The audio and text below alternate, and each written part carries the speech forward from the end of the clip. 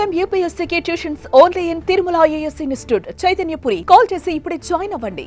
గత ప్రభుత్వ దుర్మార్గపు పాలన కాలంలో రాష్ట్ర విద్యా వ్యవస్థపై దృష్టి సారించకపోవడం, నిర్లక్ష్యం మరియు తప్పుడు విధానాల వలన మన రాష్ట్రంలోని 2.43 లక్షల మంది విద్యార్థులు బడి మానివేయడంతో వారి భవిష్యత్ ప్రమాదంలోకి నెట్టివేయబడింది. ఇలాంటి పరిస్థితుల్లో విద్యా వ్యవస్థను చక్కదిద్దే అత్యంత కఠినమైన బాధ్యతను మంత్రి నారా లోకేష్ గారు తన భుజస్కంధాల మీద వేసుకున్నారు. నేటి బాలలే రేపటి పౌరులనే భావనతో విద్యా వ్యవస్థను ప్రక్షాళన చేయడం మొదలుపెట్టారు. రిజల్ట్ ఓరియంటెడ్ ఎడ్యుకేషన్పై దృష్టి సారించి ఆర్టిఫిషియల్ ఇంటెలిజెన్స్ వంటి టెక్నాలజీ విషయాలను ప్రధాన పాఠ్యాంశాలుగా తీసుకురావడానికి ఆయన చేసిన ప్రయత్నాలతో మన పిల్లలు ప్రపంచ స్థాయిలో పోటీపడి రాణించడానికి సిద్ధమవుతున్నారు. సమాజానికి విద్య ఎంత అవసరమో చైనీయుల సామెత ద్వారా వ్యక్తీకరించబడింది.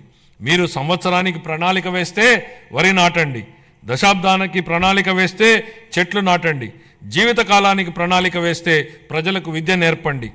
పిల్లలకు విద్య అందించడం తల్లిదండ్రులకు భారం కాకూడదని మా ప్రభుత్వం బలంగా విశ్వసిస్తోంది. ఏ కారణం చేతను ఏ బిడ్డ విద్యకు దూరం కాకూడదని విశ్వసిస్తున్నాం.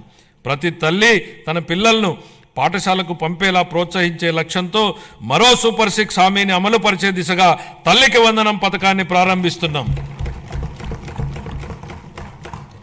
25-26 విద్యా సంవత్సరం నుంచి ఈ పథకం కింద 15,000 రూపాయల ఆర్థిక సహాయాన్ని అందించుతున్నాం. చదువుకునే ప్రతి విద్యార్థి తల్లికి ఈ పథకాన్ని అందించడానికి కేటాయింపులు జరుపుతున్నాం.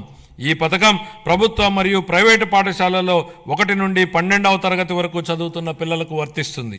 అదేవిధంగా సర్వేపల్లి రాధాకృష్ణ విద్యామిత్ర పథకం ద్వారా 35.69 లక్షల మంది విద్యార్థులకు ఉచితంగా పుస్తకాలు, యూనిఫామ్లు, డొక్కా సీతమ్మ మధ్యాహ్న బడి భోజనం పథకం ద్వారా విద్యార్థులకు పౌష్టికాహారాన్ని అందిస్తున్నాం. ఉపాధ్యాయులకు స్నేహపూర్వక వాతావరణంలో కూడిన విద్యా వ్యవస్థ కోసం గౌరవనీయ మానవ వనరుల అభివృద్ధి శాఖ మంత్రి నారా లోకేష్ గారి చొరవతో మా ప్రభుత్వం అన్ని ప్రభుత్వ పాఠశాలలకు ఉచిత విద్యుత్తును అందించాలని నిర్ణయించిందని గౌరవ సభకు ఎంతో సంతోషంగా ప్రకటిస్తున్నాను. ఇది స్థానిక సంస్థలపై ఆర్థిక భారాన్ని తగ్గించడమే కాక ఉపాధ్యాయులు మరియు విద్యార్థులకు ఒత్తిడి లేని వాతావరణాన్ని కల్పిస్తుంది. 25-26 ఆర్థిక సంవత్సరానికి పాఠశాల విద్యాశాఖకు 31,805 వేల కోట్ల రూపాయలను కేటాయింపును ప్రతిపాదిస్తున్నాను.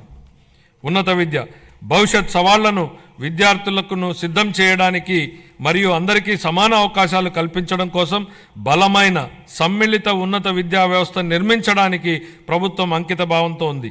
ఈ కార్యక్రమం కింద మల్టీ డిసిప్లినరీ విద్య మరియు పరిశోధన విశ్వవిద్యాలయాల స్థాపన, పాలిటెక్నిక్ విద్యలో క్రెడిట్ ఆధారిత వ్యవస్థను ప్రవేశపెట్టడం, అధునాతన తరగతి గదులు, ప్రయోగశాలలు, డిజిటల్ లైబ్రరీలతో విద్యాలయాలను ఆధునీకరించడం వంటి కీలక నిర్ణయాల ద్వారా మన విద్యార్థులను అంతర్జాతీయ ప్రమాణాలకు అనుగుణంగా తయారు చేస్తున్నాం.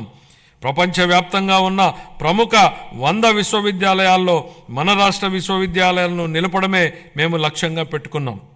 25-26 ఆర్థిక సంవత్సరానికి గాను ఉన్నత విద్యాశాఖకు 2,506 కోట్ల రూపాయలను కేటాయింపును ప్రతిపాదిస్తున్నాను. ఆరోగ్య రంగం